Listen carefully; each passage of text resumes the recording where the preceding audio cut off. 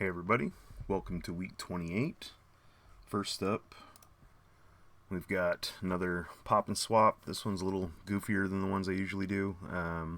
Just took Too Bad, put Thanos on this side, on the purple side, and then Skeletor on the blue side.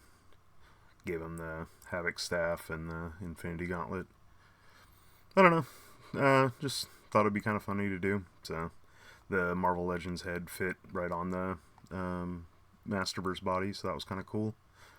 And then, yeah, it's kind of what gave me the idea is the fact that it fit. So, yeah, it's that shot. It's on my Jungle Dio. You can see the treehouse in the background. Didn't really take a lot of thought into where I put them. I just kind of was playing with it and then put it up on the shelf and snapped the picture. And then we have Sunman and his friends. They're in front of the Temple of the Sun from the old Filmation. See some more of those footstones. Yeah, this was all the characters that had been released at the time, so I thought I'd take a group shot with them. Temple of the Sun seemed to work, as a location for them. So, there's that. Not really a lot to that shot. Up next, this is a kind of interesting one. I'll just play it. It's a reel, actually. A mighty figure stood at the edge of the jungle that had, until this day, always been his home. He-Man, the tribe's greatest warrior, waved farewell. He might have preferred to stay, but he had a noble mission to accomplish. Evil forces exist on our planet, Eternia, He-Man told his people. They seek to control the legendary Castle Grayskull, a place of wonders. If we are to know a lasting peace, I must go out and battle those forces. Farewell! So yeah, that's Rob from Masters of the Mini Comic. He let me use it. I added him as a collaborator. If you haven't checked out Masters of the Mini Comic, they go through all the old and new mini comics for Masters of the Universe. So I recreated the scene where He-Man's leaving the jungle. You got the Battle Mountain in the back. There's another aquarium rock on top to kind of make it look different than it usually does. And then just kind of took some other toys and made them look like the tribes members. You got a couple of the D&D ones and then the Golden Axe one. It's one of those footstones. There's a little planter thing in the back, just to kind of so you don't see the toes as much. And then just took Savage He-Man, and he's waving and got his spear, and he's leaving the jungle. Rob was actually cool enough to re-record that bit for me. Probably doesn't sound as good as it does like when he usually does it, because I'm not sure how the audio is picking up playing from the reel. But yeah, go check out his YouTube page and his Instagram, and he's always doing the mini comics with voice acting and music and effects. Hope I don't get dinged for the Filmation, but we'll see. And then up next, we got Starship Eternia. It's cropped a little bit. This is another one of my wider shots. So it's cropping the nose of the Starship Eternia. So I have Starship Eternia here. It's kind of propped up a little bit. You can see there's like a little Tupperware, like a clear Tupperware underneath it. You can see the lip of it kind of poking out. And then it's on a large space tapestry that I have, and I just kind of folded it up and put them both in it. So here's Nordor and Starship Eternia, and it's like the starships flying away from Nordor. Cool shot. I like both these toys. I wanted to get them both into one picture, kind of show them off, because these are kind of harder to find, kind of expensive pieces of the old New Adventures line. There's some things that kind of bug me about the picture, like you can see the bend in the tapestry here. You can see the cardboard box that it's clipped to kind of poking a little bit more than it should. So it kind of breaks the effect a little bit. If I was to do this now, I'd probably spend a little more time setting that aspect of it up. But I like the picture, so there it is. And then next we have another of the Masters of the Mini comic. So I was just kind of like recreating scenes. This one you've actually seen before, but Rob and Duchess of Darkness re-recorded their lines for this. Actually, Duchess wasn't in this one. This was one of Rob's first ones, so he was doing the Green Goddess's voice, but she was nice enough to actually re-record part of it, and then Rob sent it to me, and I added it to the picture. So here you go. Defeated, the animal fled, while the sorceress regained her breath. Your strength, your courage, She said, mark you as a legendary hero who is to inherit the treasures I have guarded all these years. They were made centuries before the Great Wars by Eternia's scientists. Inside the ancient ruins, the sorceress gave He-Man the guarded costumes and weapons. They will add to your strength. Use them wisely, especially in defense of Castle Grayskull. So yeah, you've seen this picture before. This is the cave dio that I made, recreation of my first ever shot on Instagram, which was a recreation of that panel from the mini comic that you just heard. Go check out Rob and Duchess. Duchess of Darkness has a horror narration page on YouTube. She's always putting stuff up. So if you want to hear some spooky stories, go check it out.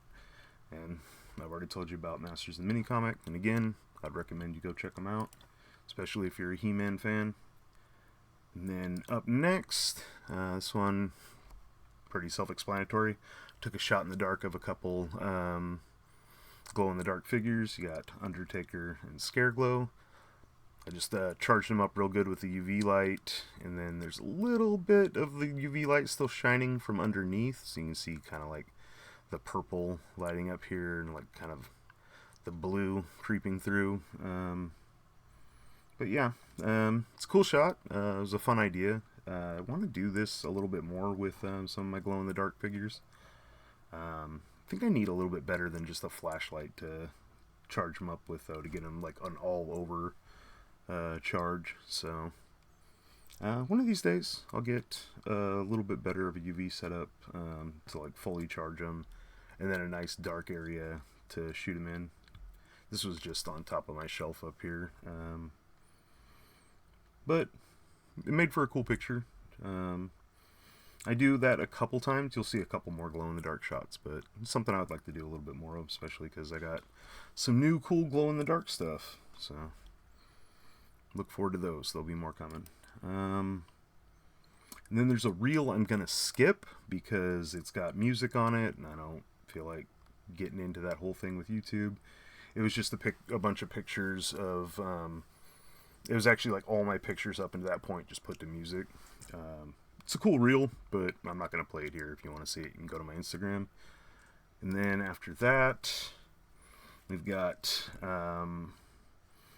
these are the ramen most powerful stands in the universe. I just took a couple pictures on it. I'd just gotten them in. Kind of wanted to show them off, see how they look with the toys. And as you can see, they're really nice stands. I mean, I don't display toys quite like that. They're more in like dios and action shots, but these things are pretty nice. So I picked up one of each color and just kind of put the toys on. This is a vintage Skeletor, the battle armor. He's pretty beat up, but he still looks alright for being an old toy.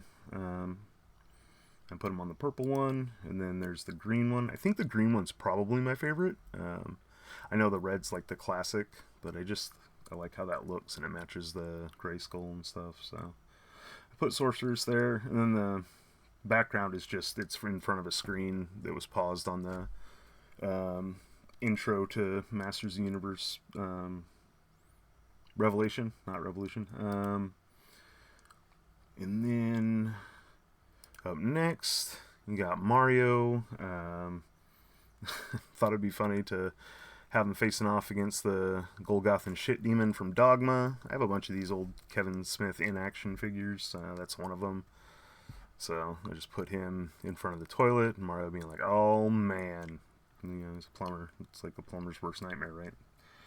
And then it's just in an extreme set. You can kind of see there's a crack in the door here. You can see there's a lot of stuff that's actually just stored in that little box, and it's kind of peeking out. But yeah, nothing really to the shot. Just kind of wanted to pair those two up. This toilet I found at the Dollar Tree. They have like all kinds of furniture and stuff. And one time they had like bathroom sets. They had like tubs and toilets and all that good stuff. So I picked some up. And then these are pictures you've already seen. Toymerks was doing a "How's it going" thing. That's why you see there's like some repeats in this week. But so this was the first dio I ever built, and it's like I think the second post that I ever put on Instagram.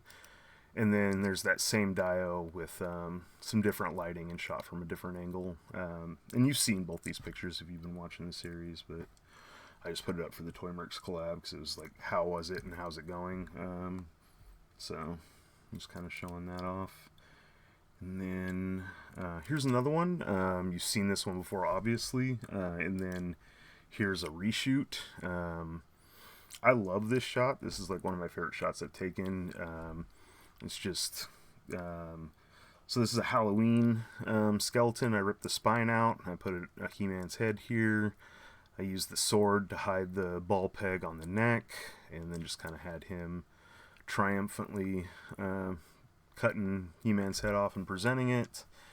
And it's in front of my Hell Skull, which, I mean, you guys have probably heard me talk about Hell Skull to death, but I just shine some orange light on it. There's actually a lot of setup that went into the shot that doesn't make it into the shot. You can see there's some orange over here. It's those really cheap tablecloths. I just thought it'd be kind of cool to have like some lava, and then there's like the battle mountain back here and some other stuff. So like the whole scene is set up, but I ended up only using just this small part of it.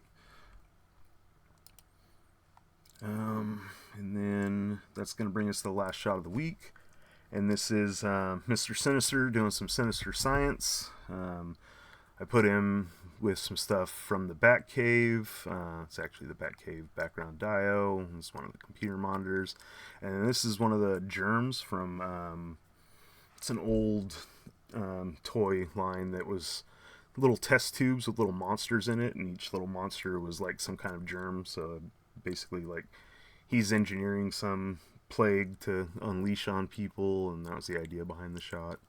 Yeah, I just thought it was kind of cool. I really like this toy line. It's a weird toy line that not a lot of people remember, but yeah, they each came in like test tubes, so he's just sitting in his test tube, and I just kind of had it where, you know, Sinister's basically just working on plague. The Batcave from the 66 Batman for McFarlane comes with all these different consoles and like different computer parts, and it makes a nice little techno, like retro techno backdrop, so I use it on that. They're a little bit small for Sinister. He's actually pretty big, so like it's propped up on something, and like a lot of it's kind of out of shot, but it works pretty well for that picture.